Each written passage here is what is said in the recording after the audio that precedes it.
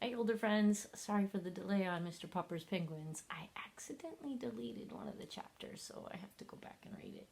So that's why it's taken so long. I'm going to finish this up today, and then we're going to start a new book, okay? All right. We're going to start chapter 18, April Winds. And if you remember, Mr. Popper had taken them to the wrong theater. And so they had a little bit of a problem. If it was unseasonably warm in Boston, it was actually hot in New York. In their rooms at the Great Tower Hotel overlooking Central Park, the Penguins were feeling the heat badly. Mr. Popper took them up to the roof garden to catch whatever cool breeze that might be blowing. The Penguins were all charmed by the sparkling lights and the confusion of the city below. The younger birds began crowding around over the edge of the roof and looking down at the great canyon beneath them.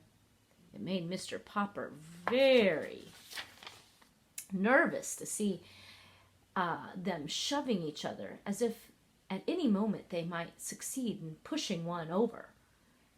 He remembered how the South Pole penguins always did this to find out what danger lay below. The roof was not a safe place for them, and Mr. Popper had would have never forgotten how badly frightened he had been when Captain Cook had been so ill before Greta came. He could not risk the chance of losing one of his penguins now. Where the penguins were concerned, nothing was ever too much trouble for him. He took them downstairs again, and he bathed them under a cold shower in the bathroom. This kept him busy for a large part of the night. With all that lack of sleep, he was quite drowsy the next morning when he had to call the taxis to get to the theater. Besides, Mr. Popper had always been a little absent-minded, which means he didn't remember things very well. That is how he made his great mistake when he said to the driver of the taxi, "Regal Theater."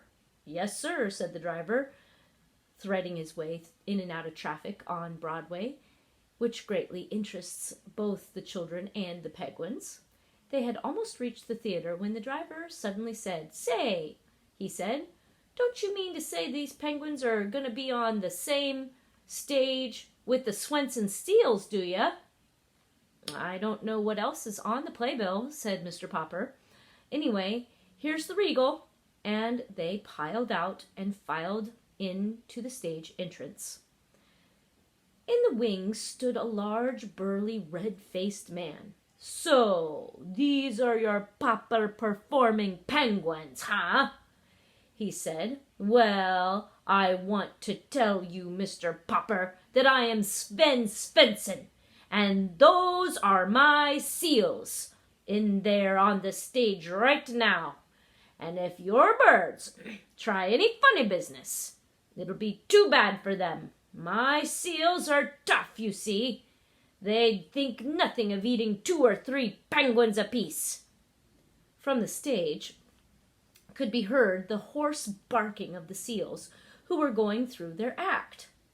"Papa," said Mrs. Popper, "the penguins are the last to be on stage, so you could go run back and get the taxis, and we'll let the penguins ride around until it's time for their number." Mr. Popper hurried out to catch the driver. When he returned, it was too late. The Popper performing penguins had already discovered the Swenson Seals. "Papa, I can't look!" cried the children. There was a sound of dreadful confusion on the stage. The audience was in an uproar, and the curtain was quickly brought down. When the Poppers rushed out onto the stage, both penguins and seals had fought and found their way to the staircase leading up to the Swensons' dressing room, and there they were on their way upstairs. I can't bear to think what's going on up there, said Mr. Popper with a shudder. Mr. Swenson only laughed. I hope your birds are insured, Mr. Popper, he said. How much are they worth, huh? Well, let's go up and look. You go up, Papa, said Mrs. Popper. Bill, you run out of the theater and you call the police to come and try to save some of our penguins. I'll go get the fire department, said Janey. Then, when the firemen came with a great clanging, they came and set up ladders so that they could get in through the window of Mr. Swenson's dressing room. And they were a little confused to find that there was no fire at all. However, when they found 6 black mustached seals sitting and barking in the middle of the room, with 12 penguins gaily dancing around them in a square, they felt better. The policemen came in their patrol cars and climbed up the ladder, which the firemen had left up against the building. And by the time they too came in through the window, they could scarcely believe their eyes. For the firemen had put firemen helmets on the penguins, which made a delight for every bird to look very silly. Seeing the firemen so friendly with the penguins, the policemen naturally took sides with the seals, and they put their policemen's caps on them. The seals looked very fierce, with their long black mustaches and their black faces underneath. The penguins, under their firemen helmets, were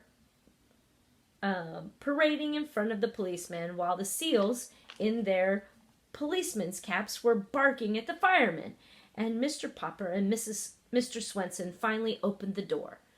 Mr. Popper sat down. His relief was so great that for a moment he could not speak.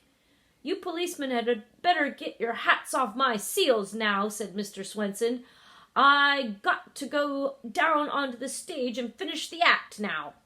And then he and his 6 seals slipped out of the room with a few parting barks. Well, goodbye, ducks, said the firemen, gratefully removing their helmets from the penguins and putting them on their own heads.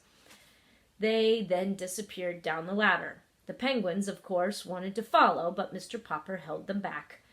Just then the door flew open, and the theater manager burst into the room. Hold that man, he shouted to the policeman, pointing at Mr. Popper. I have a warrant for his arrest. Who, me? Said Mr. Popper with a daze. What have I done? You've broken into my theater and thrown the place into a panic. That's what you've done. You are a disturber of the peace.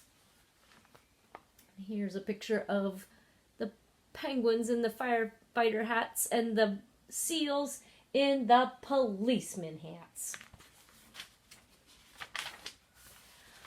But I'm Mr.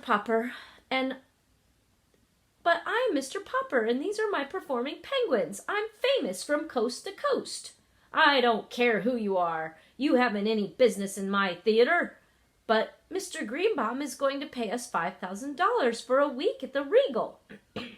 Mr. Greenbaum's theater is the Royal, not the Regal. You have come to the wrong theater. Anyway, out you go. You and your performing penguins. The patrol car is waiting outside.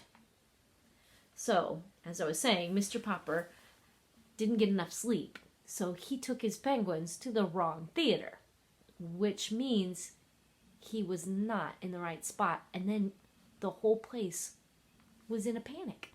So, they called the police on him, and they're taking him to jail. Uh-oh, Mr. Popper's got a problem.